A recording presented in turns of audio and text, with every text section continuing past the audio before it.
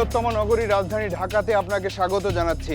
এখানে জীবন অন্যরকম, এক কথায় আধুনিক বলতে পারেন সুযোগ সুবিধায় ভরা রঙিন শহর এটি। এখানে মফস্বলের চেয়ে আপনার জীবনের গতি বেশি হবে সে নিশ্চয়তা দিচ্ছি, কিন্তু আপাতত সে হিসাব নিকাশ বাদ রেখে দৃশ্যত সে গতির আধার পরিবহন ব্যবস্থার কথাই ধরুন। প্রথমে বেশি সচ্ছল হলে আপনার ব্যক্তিগত পরিবহন থাকবে, অথবা আপনার পকেটের অবস্থা যদি খারাপ হয় তাহলে বাসে উঠে পড়ুন লাফিয়ে, আরাম করে বসুন সিটে, চলে যান গন্তব্যে। আর যদি ব্যক্তিগত গাড়ি না থাকে অথবা বাসে উঠতে ইচ্ছে না করে তাহলে হাত তুলুন, সিএনজি অটোরিকশা এসে হাজির হবে আপনার সামনে। কোনো দর কষাকষি নেই, যেখানে যেতে চাইবেন সেখানেই যেতে পারবেন। চালক টু শব্দটিও করবে না। এতক্ষণ আপনাদের যা বললাম তা যদি বিশ্বাস না হয় তাহলে কি হয় সেটা দেখুন।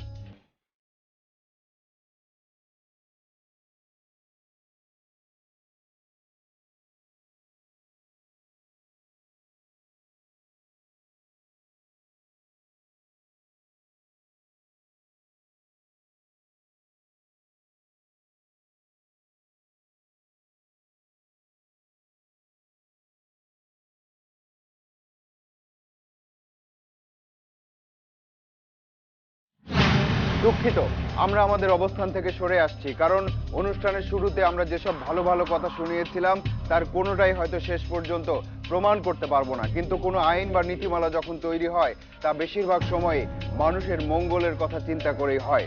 সমস্যা হয় বাস্তবায়ন বা মেনে চলার পর্যায়ে গিয়ে, সেখানে থাকে না কোনো নিয়ন্ত্রণ, শুরু হয় নানা ধরনের স্বেচ্ছাচারিতা। তার শিকার হই আপনি, আমি, আমরা সবাই। সিএনজি অটোরিকশা সংক্রান্ত যেসব ভালো ভালো কথা আপনাদের শুনিয়েছিলাম তার বিপরীতে বাস্তব চিত্র কি, চলুন এবার সেটা দেখে আসি। যোগাযোগ মন্ত্রণালয়ের সিএনজি অটোরিকশা সার্ভিস নীতিমালা 2007-এ বলা আছে, সরকার নির্ধারিত রুটে যে কোনো দূরত্বে চালক যেতে বাধ্য থাকবে।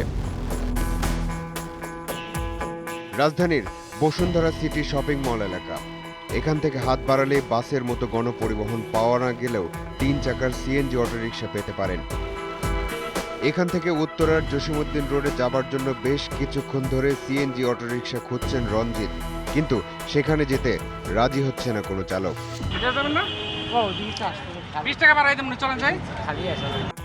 তার মানে শুরুতে আমরা যা বলেছি তার শুধু কাগজপত্রের নীতিমালা, আর যে ঘটনা দেখলেন তা বাস্তবতা।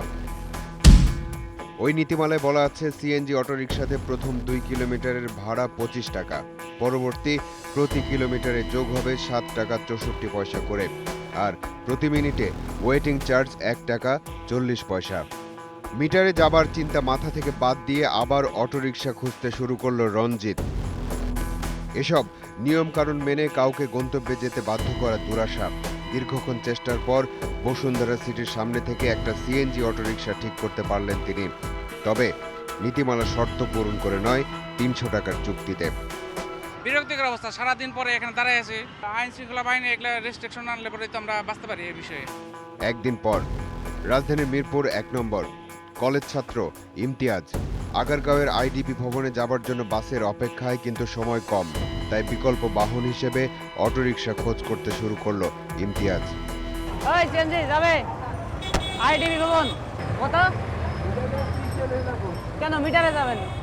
আবার বেশি রাখবেন কেন? মিটারে যা আছে তাই যাবেন। এই মামা,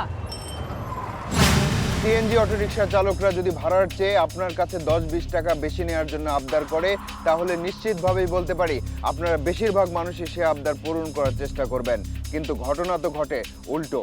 একটা সিএনজি অটোরিকশার ভাড়া ঠিক করতে গিয়ে চালকের আবদার পূরণ করার সৌভাগ্য হয়ে ওঠে না প্রায় কারোরই, কারণ প্রয়োজনটা যেহেতু আপনার, সেহেতু নিয়মকানুন যাই থাকুক চালকরা যা চায় তাই দিতে বাধ্য আপনি।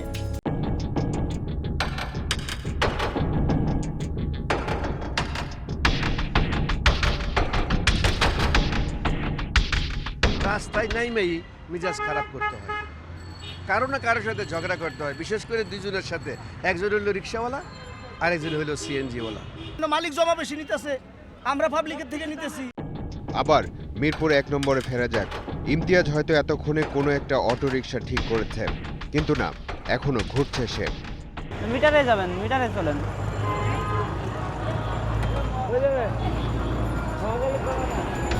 সময় না থাকায় ইমতিয়াজ আইডিবি ভবনের পরিবর্তে এবার মহাখালী যেতে চাইল।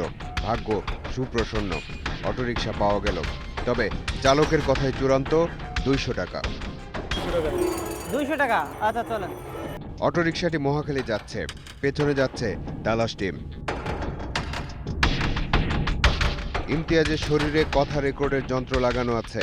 চালকের সাথে তার কথোপকথনও কিছুটা শোনা যাচ্ছে। হ্যাঁ, এসব দৃশ্য দেখার পর একটা শব্দই মাথায় আসছে বারবার, আর তা হলো জিম্মি। অর্থাৎ শুধু এই ঢাকা শহরেই নয়, দেশের যে কোনো জায়গায় রাস্তায় নেমে মুক্তির আনন্দ নয়, জিম্মি হওয়ার বিষাদ ছুঁয়ে যাবে আপনাকে। এমনই হচ্ছে প্রতিদিন, প্রতি মুহূর্তে। আর মরার উপর খাড়ার ঘা কাকে বলে জানেন তো? 2002 সালের নগরীতে বায়ু দূষণ রোধে পেট্রোল চালিত 2 স্ট্রোকের 3 চাকার পরিবর্তে 4 স্ট্রোকের 3 চাকার অটোরিকশা নামানোর সিদ্ধান্ত নেয় সরকার। পরিসংখ্যান বলছে সারা দেশে বৈধ অবৈধভাবে অটোরিকশার সংখ্যা 2 লাখেরও বেশি। বাণিজ্যিকভাবে রাজধানীতে প্রথম নেমেছিল প্রায় 13,000 অটোরিকশা। বর্তমানে বাণিজ্যিকভাবে রেজিস্ট্রেশন বন্ধ থাকায় মালিকেরা প্রাইভেট নাম দিয়ে রাস্তায় নামায় আরও প্রায় 1,500 অটোরিকশা। আরও বিভিন্ন উপায়ে রাজধানীতে চলছে প্রায় 4,500 সিএনজি অটোরিকশা। ধূসর রঙের ব্যক্তি মালিকানার এসব প্রাইভেট অটোরিকশাতে কোনো মিটার নেই, তাই এসবে যাত্রী পরিবহনও সম্পূর্ণ বেআইনি। কিন্তু বাস্তব চিত্র এসব আইনের ধারে কাছে নেই। এটা মিটার ছাড়া আছে। প্রাইভেট গাড়িতে মিটার থাকে না? এসব প্রাইভেট অটোরিকশা যে খুব সহজেই রাস্তায় যাত্রী পরিবহন করে এমন নয়। অনুসন্ধানে জানা গেছে লাইনম্যানদের টাকা দিলেই চোরাই গাড়ি থেকে শুরু করে প্রাইভেট অটোরিকশা এমনকি অন্য জেলার অটোরিকশাগুলোও রাজধানীতে এসে যাত্রীদের জিম্মি করে টাকা কামিয়ে চলেছে অনায়াসে। এগুলো কি এখানে চলার অনুমতি আছে? আর কি কইতাম আপনার লগে, না, যেটা সত্যি সেটা বলবেন। অনুমতি মনে করেন এটা রাখেন। লাইনম্যান এড়িয়ে গেল, তাই এবার পুলিশের সার্জেন্টের কাছে ঘটনার ব্যাখ্যা চায় তালাশ টিম। আমরা তো ঝামেলা করতে পারি না, আমাদের আরেক সমস্যা তো বুঝুন না, তো বিক্রি অবস্থা ডিউটি কথা বুঝুন না, একটু ম্যানেজ করে চলতে হবে। একটা আধুনিক শহরে, তাও আবার রাজধানীতে, আপনার সব ধরনের নাগরিক অধিকারের নিশ্চয়তা থাকাটাই তো প্রত্যাশিত। কিন্তু তার বিপরীতে আমরা পাচ্ছি ম্যানেজ নামের একটি ইংরেজি শব্দ। খাঁটি বাংলায় বললে মানিয়ে নেয় বোঝাচ্ছে এখানে। স্বেচ্ছাচারিতার সাথে প্রতিনিয়ত এভাবেই মানিয়ে নিতে হচ্ছে সবাইকে। আর মানিয়ে নিতে নিতে অধিকার বোধের অনুভূতিটাই ভোঁতা হয়ে যাচ্ছে মানুষের। রাজধানীর ইস্কাটন রোড, প্রাইভেট নামধারী সিএনজি অটোরিকশা ব্যবসার মালিকানা সম্পর্কে নতুন এক তথ্য জানা গেল এই সিএনজি অটোরিকশার চালকের কাছ থেকে। কার গাড়ি এটা? ওটা সার্জেন্ট জিয়া। আমাদের অনুসন্ধানে বেরিয়ে এসেছে যে আইন শৃঙ্খলা রক্ষাকারী বাহিনীর অনেক সদস্যই এখন এই প্রাইভেট সিএনজি অটোরিকশার ব্যবসায় জড়িত। যে কোনো চেকপোস্টে টোকেন দেখালেই সব অনিয়ম নিয়ম হয়ে যায়। ফার্মগেট পুলিশ বক্স, কথা হলো সার্জেন্ট সমরেশ তালুকদারের সাথে। আমাদের সামনে যেগুলো পরে আমরা সবগুলোকে আটক করি। এবার সার্জেন্ট সমরেশ একটা প্রাইভেট অটোরিকশাকে সিগন্যাল দিলেন। চালকের কাছ থেকে একটা চিরকুট পাওয়া গেল। সেখানে লেখা, এই গাড়িটি পুলিশ পরিবারের, ট্রাফিক আইন ও অপরাধের বিষয় বিশেষ বিবেচনায় দেখার জন্য অনুরোধ করছি। চিরকুটের নিচে একজন পুলিশ সদস্যের স্বাক্ষরও আছে। হাজার হাজার যানবাহনের বিরুদ্ধে মোবাইল কোর্ট পরিচালনা করা খুবই দুরূহ। বাস্তব অবস্থা যখন এমন, তখন বিচার চাইতে যাবেন কার কাছে? এখন থেকে খুব রাগ হলে নিজের মাথার চুল টেনে ছিঁড়তে পারেন। আর তা না হলে ওই যেমন আগে ম্যানেজ করে চলতেন, তেমনি ম্যানেজ করে চলার চেষ্টা করুন। আচ্ছা, একজন সিএনজি অটোরিকশার চালক যদি মিটারেই যেতে রাজি হয়, তার মানে কি আপনি ঠকছেন না? এবার দেখুন মিটারে কার 12টা বাজে। সরকার 16টি কোম্পানিকে অনুমোদন দেয় সিএনজি অটোরিকশার মিটার সরবরাহের জন্য। এর মধ্যে 4টি কোম্পানি টিকে থাকলেও বাকিগুলো প্রায় বিলুপ্তির পথে। মিটারের আরও কিছু প্রতিষ্ঠান চোখে পড়ল, তবে তারা মিটার সরবরাহ করে না। মেরামতের নামে মিটার টেম্পারিং করে, অর্থাৎ 1 কিলোমিটার হওয়ার আগেই মিটারে দেখাবে 1 কিলোমিটার হয়ে গেছে। পুরান ঢাকার ধোলাইখাল রোডের একটা মিটার মেরামতের প্রতিষ্ঠানে তালাশ টিম। যে মিটারটি ঠিক করা হয়েছে তা আসলেই ঠিক হয়েছে কিনা যাচাই করতে অটোরিকশায় উঠতে হলো আমাদের। দেখা গেল 2 কিলোমিটার না হতেই তার চেয়ে বেশি টাকা উঠে গেছে মিটারে। আপনি তো বলছেন যে ঠিক হয়ে গেছিল। হ্যাঁ, উনি মেশিনে চেক করলো, উনি বলছে যে ঠিক হয়েছে। বিআরটিএ থেকে অনুমতি ছাড়া কাজ করা যায় কিনা? তা আমার সঠিক জানা নেই। মিরপুর থেকে মহাখালীর যাত্রী ইমতিয়াজের কাছে ফিরে যায় আবার। আগারগাঁও সিগন্যাল পয়েন্ট, মিটারে না আসায় চালকের বিরুদ্ধে অভিযোগ জানাতে অটোরিকশা থেকে নামলো ইমতিয়াজ। সন্দেহ হলো চালকের, তার পালাবার চেষ্টা, পুলিশের ধাওয়া।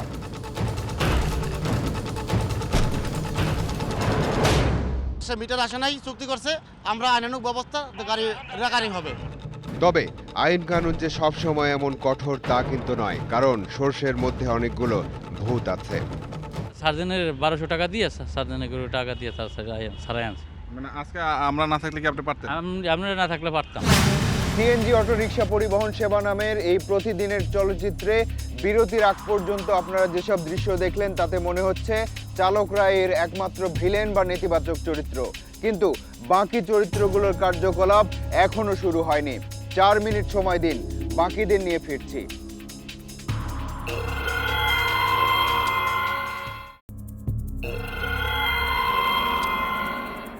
এবার আসুন একটা সরল অঙ্ক করি। শুধু রাজধানীতে প্রায় 15,000 সিএনজি অটোরিকশা চলাচল করে, আর প্রতিবার গন্তব্যে যেতে কত টাকা বেশি গুনতে হয় সেই হিসাব আছে আপনার কাছে। এটাকে মাথায় রেখে হিসাব করতে হবে প্রতিদিন এই রাজধানীতেই কত টাকা বেশি গুনতে হচ্ছে যাত্রীদের। হিসাব করতে থাকুন, দেখা যাক আপনার আর আমাদের হিসাব কাছাকাছি যায় কিনা। সিএনজি অটোরিকশা প্রায় 15,000। প্রতিটি সিএনজি অটোরিকশা দিনে কমপক্ষে 15 বার ট্রিপ মারতে পারে। তাতে 15,000 অটোরিকশার দৈনিক মোট ট্রিপের সংখ্যা 2,25,000।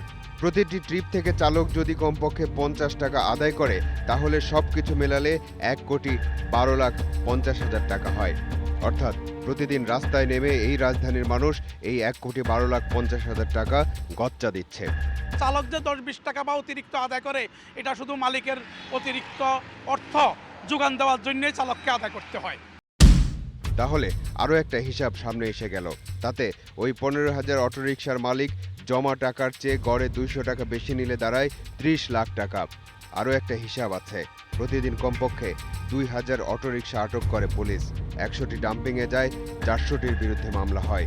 আর বাকি 1,500 অটোরিকশার চালকেরা কমপক্ষে 500 টাকা ঘুষ দিয়ে পার পেয়ে যায়। তাতে পুলিশের পকেটে যায় প্রতিদিন প্রায় 7,50,000 টাকা। লেখার বিল 1200 টাকা, আর আপনি দিচ্ছেন কত? 700 টাকা। স্লিপ দিচ্ছে আপনাকে? স্লিপ দেয়নি। তার মানে কি এই টাকাটা কোথায় যাবে? এটা মানে সার্জেনে গাইব। নীতিমালায় আছে চালকদের কাছ থেকে দৈনিক 600 টাকা জমা নেবে মালিকরা, বেশি নিলে আইন অনুযায়ী ব্যবস্থা হবে। দুপুর 2টা, খিলগাঁও কুমিল্লা হোটেল এলাকা। এখানে বেশ কিছু গ্যারেজ আছে। একটা গ্যারেজে ঢুকলাম আমরা। নিয়ম অনুযায়ী চালকেরা দৈনিক 600 টাকা জমা দেবে মালিকদের। একজন চালক 600 টাকা জমা দিল বটে, তবে তা সারাদিনের জন্য নয়। অর্ধেক বেলা চালালেই তাকে 600 টাকা দিতে হয়। অন্য চালক অর্ধেক বেলা চালিয়ে দেবে আরও 600 টাকা, অর্থাৎ মালিকের পকেটে প্রতিদিন দ্বিগুণ টাকা ঢুকছে। 6 আদাবেলা 600। এই কিসের টাকা দিলেন এটা? গাড়ির জমা 600 টাকা কিভাবে নেন? আধা বেলা। রাত 9টা, রাজধানীর মেরুল বাড্ডা এলাকা। দিন শেষে চালকেরা অটোরিকশা নিয়ে এভাবেই হাজির হয় গ্যারেজে। 600 টাকা নয়, জমা দেয় 770 টাকা। এর থেকে বলছে আমাদের নেতারা 700 টাকা নিব। অনুমতি দিয়েছে বিআরটিএ? অনুমতি দেয় নাই। চোরের উপর বাটপাড়ি বলে একটা কথা আছে, এমন কথা এই সিএনজি অটোরিকশার ক্ষেত্রেও প্রযোজ্য। যাত্রীরা জিম্মি হচ্ছে চালকদের কাছে, চালকরা জিম্মি হচ্ছে মালিকদের কাছে, আর মালিকরা জিম্মি হচ্ছে চোরদের কাছে। সেক্ষেত্রে এই চোরদেরকে আপনি অনায়াসেই বাটপার বলতে পারেন। প্রতিদিন ঢাকা থেকে কমপক্ষে 50টি অটোরিকশা চুরি হয়ে যায়। এতে মালিকদের প্রতিটি অটোরিকশার পেছনে গুনতে হয় 50,000 টাকা করে। অনুসন্ধানে নেমে আমরা জানতে পারলাম কোনো সিএনজি অটোরিকশা একবার চুরি হয়ে গেলে তা দ্বিতীয়বার চুরি হওয়ার আশঙ্কা কমে যায়, কারণ টাকা দিয়ে মালিকরা যখন অটোরিকশাটি ফিরিয়ে আনে তখন সেই অটোরিকশায় একটা সাংকেতিক চিহ্ন থাকে। তেমনি একটা সাংকেতিক চিহ্ন সহ একটা সিএনজি অটোরিকশা চোখে পড়ল আমাদের। একবার চুরি হয়েছিল। আমি কিভাবে বুঝলাম এটা চুরি হয়েছে বলেন তো? এটা ওই যে করেছি। গত ৩ বছরের পরিসংখ্যান বলছে সিএনজি অটোরিকশা চুরির ঘটনায় মামলা হয়েছে মাত্র ৫০ থেকে ৬০টি, আর আইন শৃঙ্খলা রক্ষাকারী বাহিনী উদ্ধার করেছে প্রায় ৩৫০ সিএনজি অটোরিকশা। তবে সারা দেশে এ পর্যন্ত সিএনজি অটোরিকশা ছিনতাইকালে নিহত হয়েছে প্রায় ২০০ চালক। সিএনজি অটোরিকশা চোরেরা ৩টি গ্রুপে কাজ করে। প্রথম ধাপ হচ্ছে সরাসরি চুরি কিংবা ছিনতাই করে, তারা পায় ২০ ভাগ কমিশন। দ্বিতীয় ধাপে কাজ করে দালালরা, এরা মালিকের সাথে দর কষাকষি করে এবং অটোরিকশা ফিরিয়ে দেয়, পায় ৩০ ভাগ কমিশন। আর মূল চোর পুরো চুরির ঘটনার পরিকল্পনা করে, এরা সব সময় ধরাছোঁয়ার বাইরে থাকে। এরা চুরির ৫০ ভাগ নিজেরাই রেখে দেয়। এরাই হচ্ছে চোর দলের মূল হোতা। তবে কোনো কোনো দলের মূল হোতারাও সরাসরি মাঠেই কাজ করে। সিএনজি খোয়া গেলে তারা চেষ্টা করে ওই দালালদের মাধ্যমে এটা টাকা দিয়ে ছাড়িয়ে আনার, তো সেই ক্ষেত্রে কোনো মামলা অথবা জিডি করে না। চোরদের মধ্যে ১ নম্বরে যার নাম বলতে হয় তার নাম হাফেজ মোহাম্মদ বাবুল, উত্তরায় থাকে।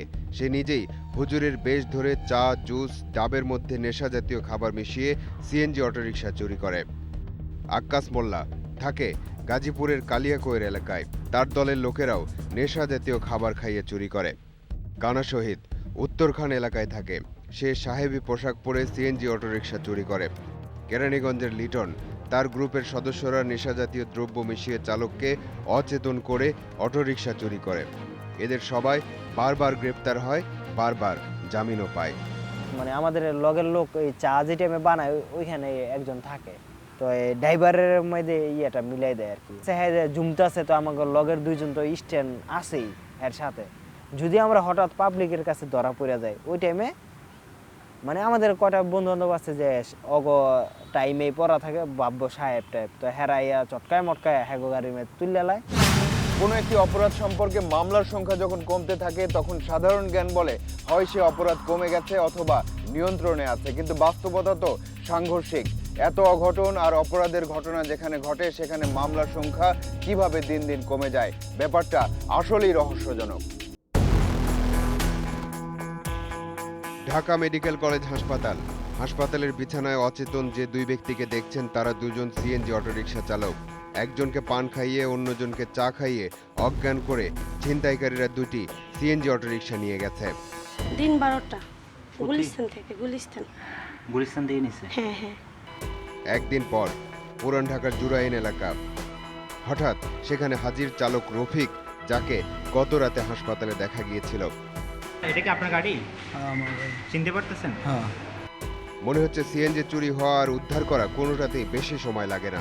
সিএনজি অটোরিকশা চুরি হচ্ছে, টাকা দিয়ে উদ্ধার হচ্ছে, কিন্তু মামলা হচ্ছে না কেন? আপনার সাথে কে আছে বা কোথায় আছে, কীভাবে যাচ্ছেন সেটা তারা ফলো করে ফেলে, তাদের লোক থাকে বিভিন্ন পয়েন্টে।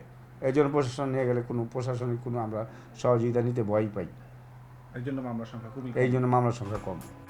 মালিক জমার টাকা বেশি নিচ্ছে, পুলিশ রাস্তায় ঘুষ নিচ্ছে, চোরেরা মালিকদের জিম্মি করে রাখছে, এমন অনেক কথাই বলা সম্ভব। কিন্তু মূল কথা হচ্ছে আসলে সব টাকার বোঝাই শেষ পর্যন্ত গিয়ে চাপছে সাধারণ যাত্রীদের কাঁধে। এমন সিদ্ধান্তে আমরা যখন পৌঁছেছি ঠিক তখনই একজন সিএনজি অটোরিকশার চোরের সন্ধান পাওয়া গেল। তার কাছে যে তথ্য পাওয়া গেল তা আমরা আগে কল্পনাই করিনি। কুমিল্লার 3জন, ফেনীর 3জন, নোয়াখালীর 1জন, তারপর 12 থেকে 2জন। 12 থেকে গাড়িটা আসতেছে, এই গাড়িটা নিচে একটা ইয়া রেখে দেয়, কোন জায়গায় আছে এই জায়গার নাম এমনি উঠে যাবে। হ্যার লগের ল্যাপটপ আছে, হ্যান্ন থেকে সব করে দিবে। এসব বিষয় সাধারণ জ্ঞানের পর্যায়ে পড়ে না, আর সাধারণ জ্ঞানের পর্যায়ে পড়ে না জন্যই হয়তো তালাশ টিমকে অনুসন্ধান করে বের করতে হয়েছে এমন তথ্য। তবে আমরা মনে করি প্রশাসনের হাতে নিশ্চয়ই এমন কোনো উপায় আছে যাতে করে তারা সাধারণ মানুষকে এমন জিম্মি অবস্থা থেকে মুক্ত করতে পারে। এবার যেতে হবে, আজ চলে যাচ্ছে কিন্তু যাচ্ছি না। পরবর্তী অনুসন্ধান শেষে তালাশ টিম আবারও এসে দাঁড়াবে আপনাদের সামনে। দর্শক, আপনাদেরকে নিয়ে, আপনাদের জন্য এই অনুষ্ঠান। লিখুন এই ঠিকানায়।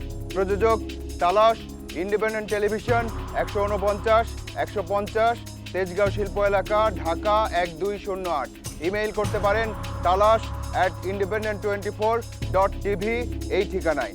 আপনার অনুসন্ধানী মনের দরজা জানালা খোলা রাখুন, কিছু বেরিয়ে এলে আমাদেরকে জানান। তালাশ টিম থাকবে আপনার সাথে।